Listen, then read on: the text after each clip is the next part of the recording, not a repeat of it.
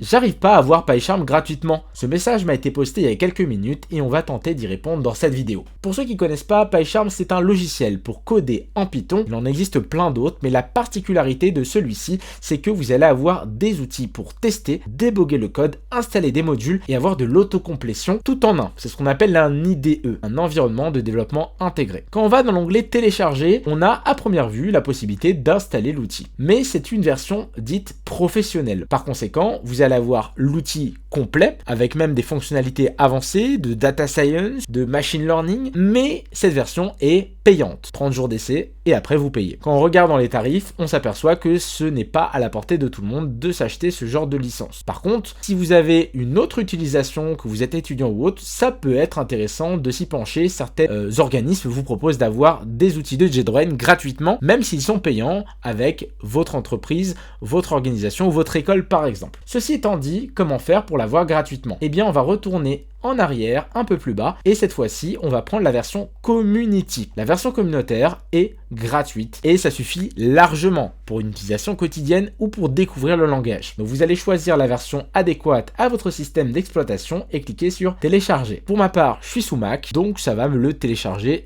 sur mon Mac. Si vous êtes sur Windows ou Linux, c'est la même chose. En attendant que ça s'installe, si vous regardez dans fonctionnalités vues d'ensemble, vous voyez qu'il y a quand même pas mal de choses qui sont prises en compte et qui vont être indispensables pour gérer des projets en Python.